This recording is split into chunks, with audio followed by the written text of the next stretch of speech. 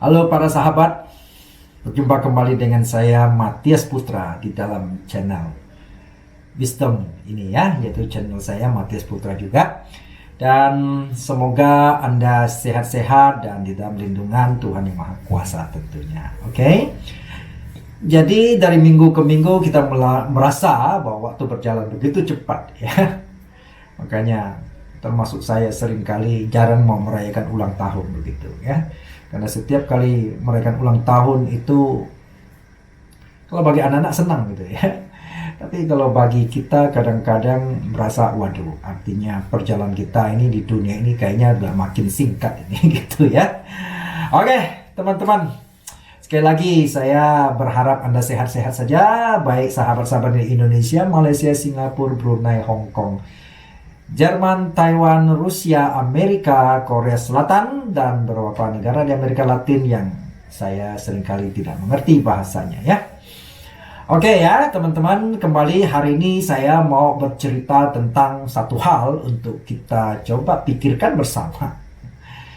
Yaitu tentang mengapa ya seringkali kita merasa ini, seringkali kita gagal dan gagal. Meskipun kita sudah berusaha keras dengan penuh perencanaan dan sebagainya, kita kerja lebih keras sama sebelah misalnya, tetapi seringkali kok dia lebih baik nasibnya daripada kita ya, yang sudah bekerja keras dan lain sebagainya. Kita merasa sedangkan ada yang lain santai-santai, tetapi kenapa dia punya ini ya, dari segi materi dan segala hal kok merasa dia lebih bahagia, lebih sejahtera gitu ya. Seringkali kita membuat kita jadi kadang-kadang marah ya, kadang-kadang terkadang malah kita menyalahkan pencipta kadang-kadang kan, atau kita kalau tidak kadang-kadang merasa kita marah terhadap diri sendiri gitu, kita jadi apatis.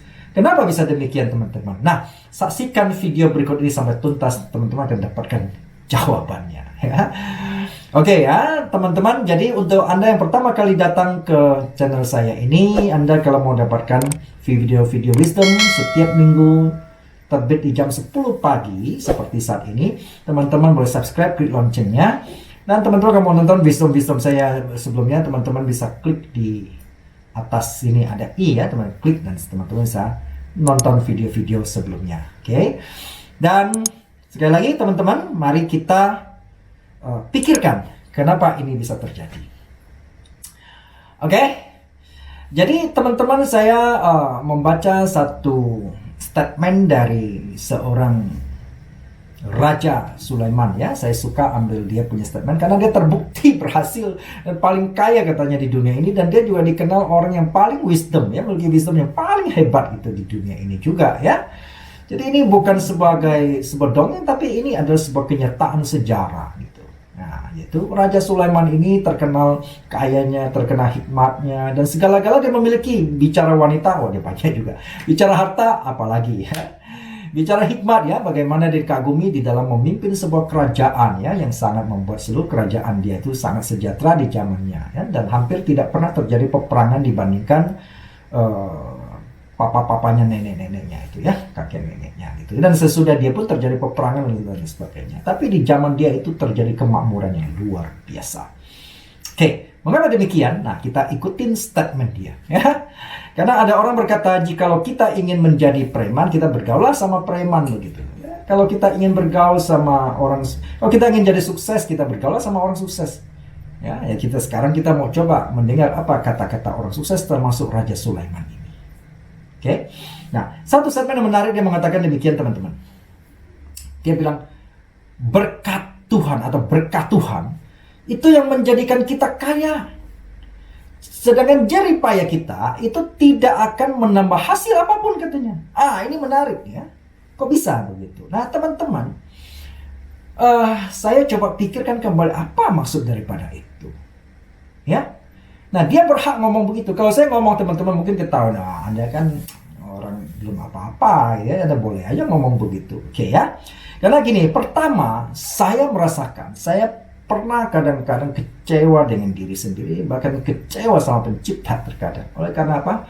Saya pernah merasakan masa-masa di mana saya sudah berusaha sangat keras ya, berpikiran dan penuh perencanaan, dan kadang-kadang saya merasa saya lebih pintar daripada orang lain gitu loh ya, atas kesombongannya gitu. Tapi kenapa ya apa yang saya kerjakan itu selalu gagal dan gagal begitu ya? Sampai saya pernah itu berteriak di hadapan pencipta, saya bilang kok nggak adil gitu ya. Sedangkan misalnya kita lihat yang lain ya, mereka ogah-ogahan hidupnya gitu ya, tanpa perencanaan ya, dan usahanya tidak sekeras kita. Kok mereka hidupnya bisa lebih nyaman, kelihatan. Kok apalagi kadang-kadang ya kita merasa bahwa kita sudah bekerja keras kok ya, kita sudah belajar keras, tapi kok kita gagal. Termasuk di dalam dunia trading, teman-teman. Kalau teman-teman yang nonton ini adalah dunia trading forex, karena channel saya juga membahas itu ya. Nah, kita sudah belajar, saya pernah alami teman-teman, saya sudah belajar dari mentor ke mentor sampai kemana-mana dalam dan luar negeri dan sebagainya. Ya, di beberapa tahun awal begitu, saya kok tidak berhasil gitu, kok gagal dan gagal, sedangkan orang yang baru muncul saja misalnya kok dia menyatakan dia sudah bisa berhasil dan lain sebagainya. Lah, kan kita merasa ada ketidakadilan di sini ya. Nah, kita komplain ke siapa? Kita komplain lah sama pencipta kan, nggak mungkin. Nah, oke. Kemudian ya kita lihat bahkan sebagian orang merasa kecewa dalam hidupnya, yang dia marah sama siapa? Ya, dia marah sama penguasa, pemerintah setempat dan lain sebagainya. Kemudian dia marah keluarganya ya, ibu yang mengandungnya lah, papa yang entah di mana lah gitu ya. Nah, sebenarnya kuncinya di mana sih? Oke. Teman-teman, tadi Sulaiman berkata ya, bahwa semua jerih payah kita itu tidak menentukan hasil kita yang kita capai sebetulnya. Lah, lalu apa yang menentukan? Nah, dia bilang rezeki dari Tuhan lah, itu yang menentukan kita kaya ya. Jadi berkah Tuhan itu yang menyebabkan kita kaya, teman-teman. Jadi jangan kita mengandalkan kekuatan kita sendiri. Itu maksud Raja Sulaiman sebetulnya. Jadi kita tetap mengandalkan pencipta kita ya, karena yang menentukan hasil ada di atas. Jadi dia artinya berarti apa yang kita lakukan ini sia-sia kalau tanpa mengandalkan pencipta kita, maksudnya. Kalau rezeki itu pun datang dari Tuhan, ya, maka kita semua yang kita lakukan itu adalah sia-sia. Nah, ini menarik ya. Nah, persoalannya adalah begini. Mungkin teman-teman berpikir, lah itu banyak orang ateis nyatanya kaya-kaya kok ya. Oke, itu kita melihat kadang-kadang begini, kita hanya melihat dari luarnya saja, kelihatannya dia hebat kaya ya. Jadi tetapi sebetulnya yang dimaksud Raja Sulaiman ini ada dua sisi kaya kita, kaya materi dan kaya non material.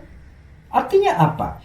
Sekarang kan seringkali hidup ini, dulu saya ingat sebuah lagu ya, masih zaman berapa tuh, 80-an atau 90-an ya, yang mengatakan bahwa hidup ini adalah sandiwara ya. Hidup ini adalah sandiwara, panggung sandiwara. Jadi seringkali begini, engkau melihat saya baik, saya melihat Anda baik. Nah, seringkali kita berpikir ketika lihat seseorang itu misalnya ya, asetnya banyak dan lain sebagainya, kita pikir dia bahagia. Belum tentu ya. Makanya kita melihat kan ada banyak selebriti ya, bahkan artis-artis tingkat dunia itu kita sering mendengar mereka bunuh diri. Kenapa? Artinya mereka tetap tidak merasa ada damai sejahtera dalam hidupnya. Sekalipun terlihat dari luar itu mereka berhasil, banyak orang kagumi dia, tapi secara internal sebenarnya dia merasa dia gagal dan gagal. Kenapa?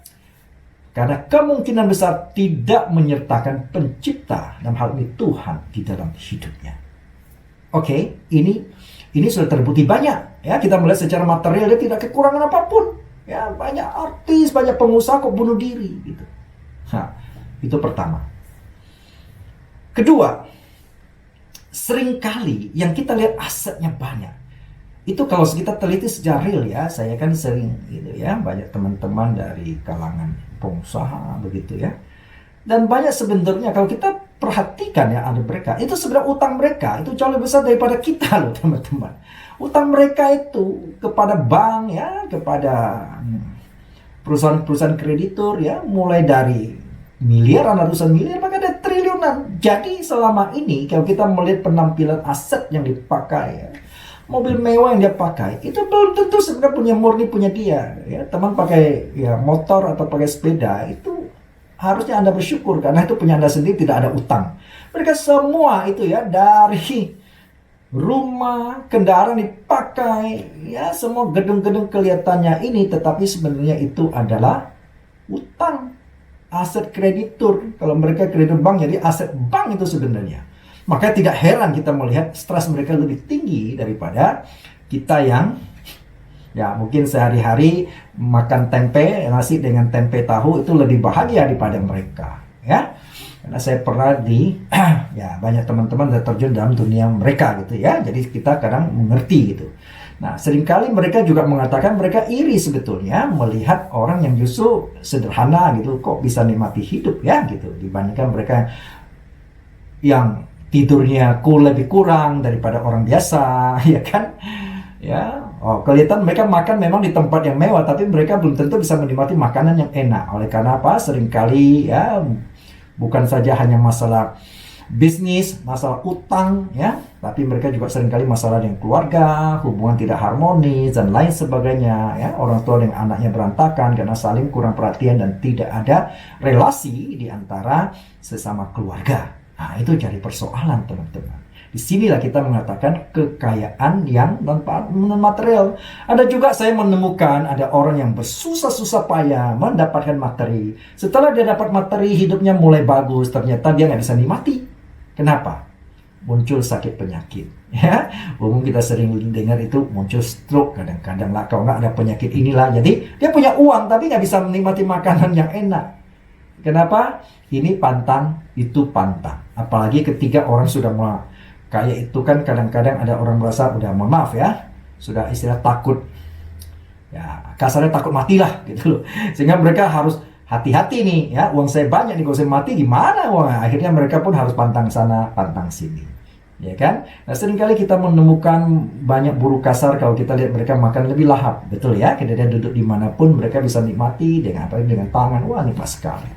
Ya, tetapi sebagian yang kelihatannya materinya keluar kaya dan sebagainya, itu belum tentu bisa menikmati makanan ya, seperti itu. Oke, nah dari sini teman-teman kita akan melihat bahwa yang dimaksud dengan Raja Sulaiman adalah berhasil karena rezeki dan berkat dari Tuhan. Itu adalah menyangkut tentang keutuhan kehidupan ya, berkecukupan dan perasaan damai, nikmat di dalam menikmati kehidupan ini. Nah, syarat pertama adalah kita harus bersandar dan meminta rezeki dari Tuhan, berkat Tuhan. Memang kita terus bekerja, maka ada muncul namanya ora et labora, bekerja dan berdoa. Jangan pikir saya ini hebat kok. Ya, saya punya mobil ini, ya, saya hebat, saya punya perusahaan ini, saya hebat. Saya bisa trading sukses karena saya hebat dan sebagainya. Oh, tidak. Ya. Ya, saya pernah alami itu ya, saya sudah belajar sama orang-orang hebat, tetapi ketika kita pikir kita sudah hebat masuk ke dunia trading market, hancur juga. Oke, nah belakang kita baru mulai sadar dalam hal ini, kita tiap kali tetap mengandalkan yang di atas ya, sebagai pemberi rezeki, sebagai pemberi berkat buat kita semua. Oke, nah lalu syarat kedua supaya kita tetap bisa berhasil bagaimana? Oke, ada tugasnya kalau kita mau dapat rezeki dari Tuhan yang berkat, ya kan? Tugas kedua adalah ya, kita setelah mendapatkan berkat atau berkat dari Tuhan, kita harus bisa, jangan nikmati sendiri, harus bisa kita salurkan untuk orang lain. Ya, dalam arti kata, dalam segala hal ya, bukan segala materi ya, dalam hal bagaimana hidup kita itu bisa membuat orang lain itu merasa hidupnya lebih nyaman, lebih enak, lebih diperhatikan, lebih dikasihani, lebih dikasihi lah istilahnya, ya kan? Makanya sekarang begini. Kalau hidup kita nggak mengasihi sesama, tapi malah saling membenci, waduh, ini orang kalau perlu ini beda nih sama saya ini. Kalau perlu saya habisin nih ya, darahnya ini halal ini. Ya, sekarang logika saja ya teman-teman. Kalau punya hati yang tidak bersih, penuh iri dan sebagainya, kebencian, mungkinkah Tuhan itu memberkati atau memberi rezeki kepada kita? Karena apa? Apa yang dia berikan kepada kita itu nggak bisa disalurkan dan Tuhan itu nggak mau. Kenapa bisa demikian? Oke, kita lihat ya hubungannya. Kalau sebaliknya, kalau kita bisa mengasihi apa yang kita dapat ya dari Tuhan, kita bisa ya membagi ya kepada sesama yang membutuhkan ya, yang betul-betul layak ditolong gitu ya. Ya, kita bisa menolong dan sebagainya, jadi saluran berkat istilahnya. Tentu Tuhan akan senang memberi kita, ya kan? Jadi, nah, sekarang kita sebagai contoh ya, Ya, misalnya kita ini ya punya sebagai seorang, kalau Anda seorang ayah, orang tua atau seorang mama, Anda punya anak beberapa di dalam keluarga Anda, coba Anda lebih perhatikan yang mana? Ya, memperhatikan orang yang anakmu yang iri atau pembenci terhadap adik-adiknya atau terhadap saudara-saudaranya, kira-kira Anda lebih memperhatikan yang mana? Ya, pasti lebih memperhatikan yang anakmu yang bisa memperhatikan saudara-saudaranya. Pasti Anda lebih mengasihi dia, betul? Anda akan lebih memperhatikan orang anakmu yang itu, tentu ya. Nah, daripada sekarang Anda memberi kepada anakmu yang pelit dan sebagainya, habis dapat dia nggak mau kasih adiknya atau nggak mau kasih abangnya, kakaknya dan sebagainya. Ya, Anda sebagai ayah di dunia ini, Anda lebih memperhatikan mana? Tentu Anda akan, kalau dapat sesuatu, Anda lebih cenderung kasih yang mereka bisa saling mengasihi, bukan saling membenci. Sehingga apa? Supaya Anda memberi dia bisa memberi ke saudara-saudara adik-adiknya, ya, kokonya, kakaknya, abangnya dan sebagainya. Ya, dan saya percaya, bukankah Tuhan yang di atas itu jauh lebih bijak? Ya, pasti dia bisa melihat ini. Nah, kenapa kita tidak hidup nggak boleh membenci, boleh mengasihi? Coba bayangin ya, teman-teman, ya.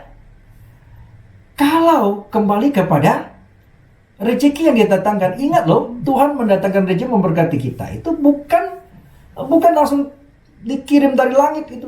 Ya kan, jatuh tahu-tahu plek gitu ya.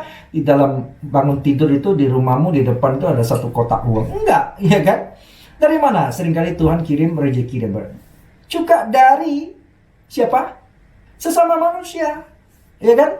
Tuhan utus si A, kasih Anda misalnya ya bisnis, kasih Anda kantau ya. Tuhan kirim si B ya.